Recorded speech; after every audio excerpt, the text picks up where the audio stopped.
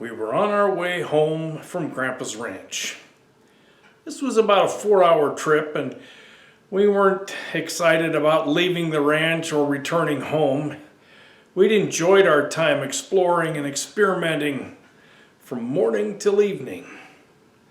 Now we had to go back to the confines of our parsonage, the fishbowl where everyone evaluated our behavior. We were frustrated and bored as we sped along.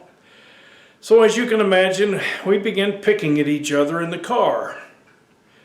And just as we passed the windsock of the Mitchell Airport, Dad, who had had enough, told us that when we got home, we were going to get a whipping.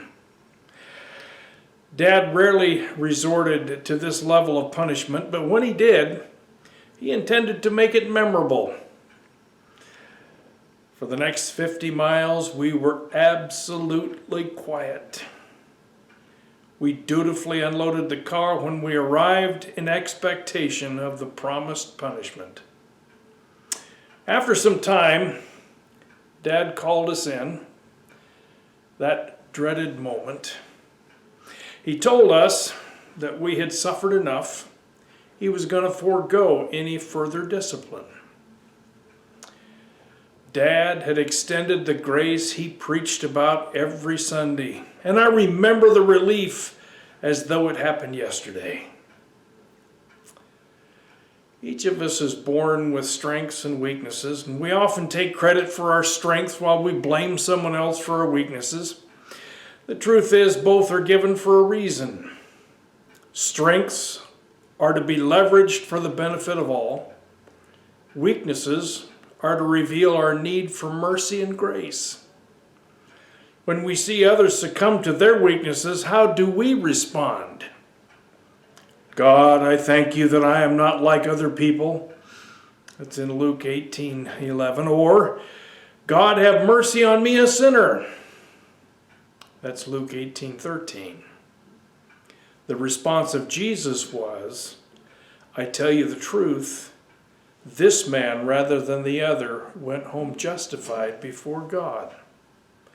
For all those who exalt themselves will be humbled, and those who humble themselves will be exalted. That's in Luke 18:14. There's nothing more powerful than grace freely given. And there's no more vivid story of this principle than the one told by Luke. Jesus had been invited to the home of Simon, a church leader.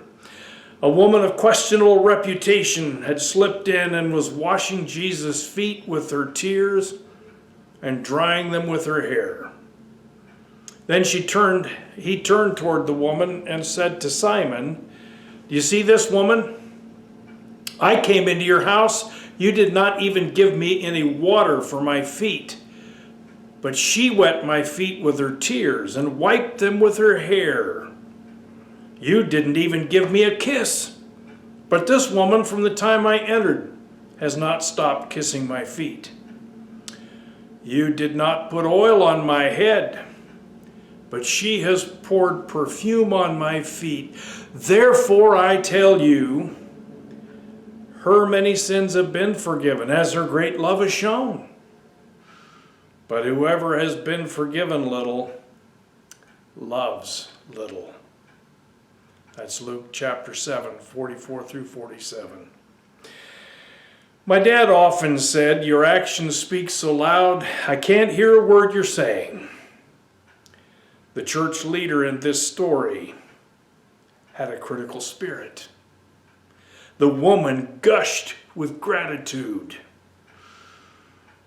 Neither spoke a word.